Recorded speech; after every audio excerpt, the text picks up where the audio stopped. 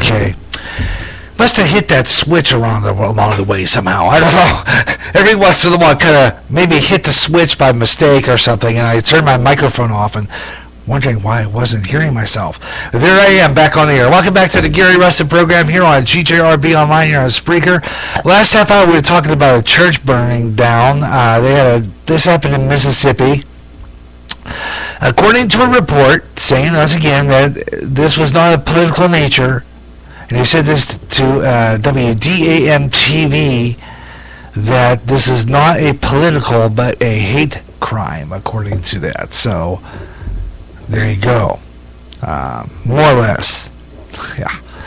But had Vote Trump on there, so you have to wonder about that. Here's the thing that really kind of boils my blood.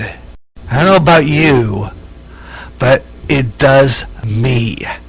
Seriously, it does boil my blood to a point. Because I've said it before on the air, and I'll say it again. Driving is a privilege.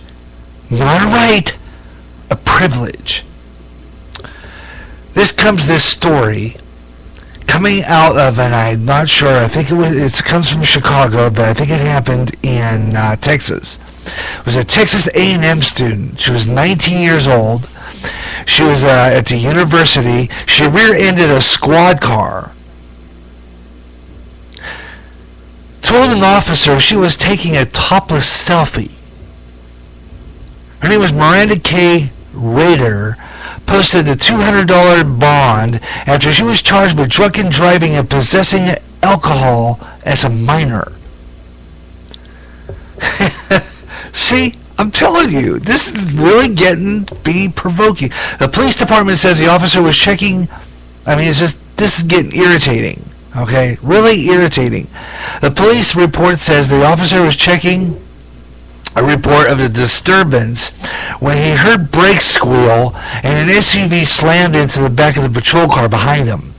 Rader told police that she was taking a topless selfie to Snapchat to her boyfriend at the time of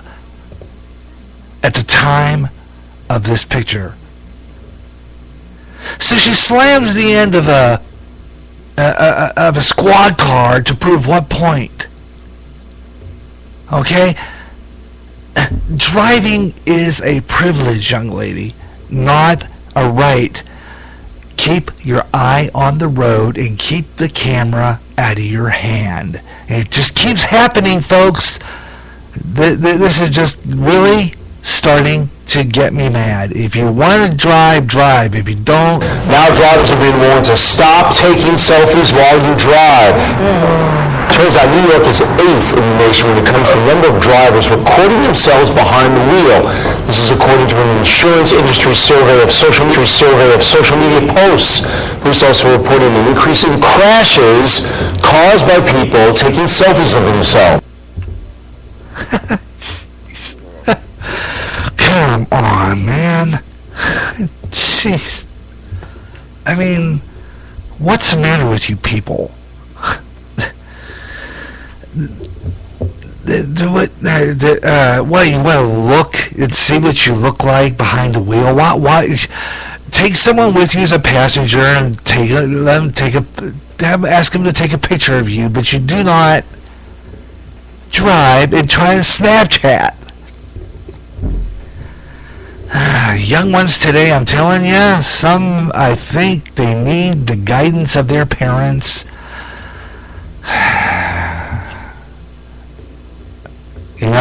It is. Driving's a right, not a privilege. Drivers. Okay? That's what you think. But it's the other way around. When you get that driver's license at the driver's station and you have that picture taken, what you have is a responsibility in your hands. When you take that steering wheel, you have the life of everybody in front of you and back of you, crossing the street. You don't take pictures of yourself. What's so great about that? I'm so tired of people who do not take driving seriously. Come on, just stop it. Taking pictures of yourself while driving is stupid. Really dumb. Brother, I'm telling you. It just gets worse, folks. It's going to keep happening. You can still have... Did you hear about this one, though? They say that in Chicago, there are dead people voting. Yeah! This is happening. Susie Saley was buried in 1998. Yet records are showing that she voted in Chicago 12 years ago.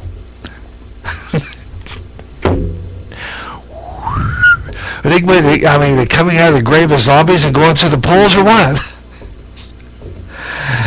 That's what okay. And according to this report, CBS 2, Pam Zeckman stated that people don't see how people are being able to do something like this and get away with it. Political system. They're so desperate for votes that they're going to now go to the cemetery and get votes from the grave. That's how desperate they are here, okay? They're going to go to the grave and they're going to get votes from the grave, okay? This is what's happening. This is a riot. I mean, okay, doesn't this prove, and I think it does to me, that these elections are fixed? Just like Trump said, that these elections are fixed? Because the average American visits about 7 different websites before booking a hotel. Let's face it, folks. Let's face it.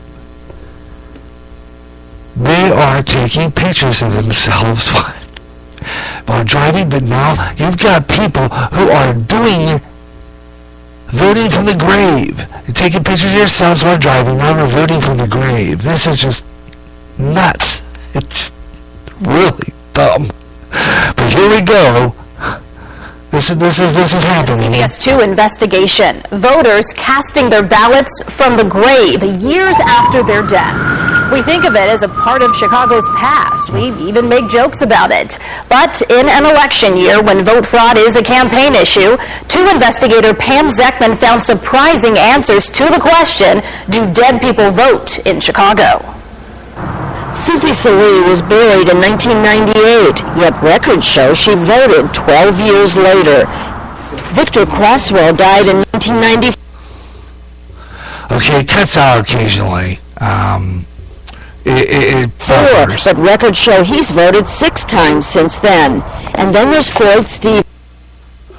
Okay, I'm not going to play that only because it's buffering, and there's no point cutting it out, but all they're saying is that the voters, I didn't like that video, there's just something wrong with it. The voters were, they're desperate enough now that they need to get voters from beyond. Like they care. They're in heaven, they're with the Lord. Why would they even care to vote in this stupid election? I just don't get people. I'm telling you, this is crazy. They want to go to the grave now and get votes. They're gonna go and get them from the great beyond now. I laugh at this stuff. I'm telling you, this is a riot, and you have to wonder why Trump sits there and goes all these and says that the elections are rigged. There's your proof right there, folks. They're desperate for votes. They're going to go get it from the grave, okay? Just craziness. They want to, I don't know. I think, is it the Hillary camp or the Trump camp that they want to get votes coming out of the grave? Probably the Democrats. They're desperate enough to get their Hillary in there. They're gonna go wherever means necessary. Look at that. Oh, man. And you may wonder. Crazy. What do you think about that? Give me a call. I'll tell you what we're going to do. 25 after. Lately, we've been kind of shifting things around here. And Weather on the Fives on Freestyle Fridays anytime I get around to it. So we'll have another Weather on the Fives around 4:45. Okay, 4:45 we'll do another Weather on the Fives. And we'll do one at 5 till, or about 5 after, around 5:15, in around there, before we close up. So it's a relatively short show. We will be getting back to the regular time slot when I get done with this session. And I'll talk about that coming up, that session, which I'm doing right now. So, and when I get completed with that, I'm going to put the show back probably at 2 o'clock. But I think just for right now, I don't want to say permanently, I was kind of upset earlier today. I just was not getting done with my prep today. It was like not getting done. So I thought, well, if I'm not going to get done in time by the time I start at 2 and everything, I decided to move my show to 3 o'clock, at least until I get done with this a therapy session thing I'm doing. When I get done, I might move the show back to 2. I'm not sure. I mean, this is a possibility. Not saying it's possible, but I might just do that.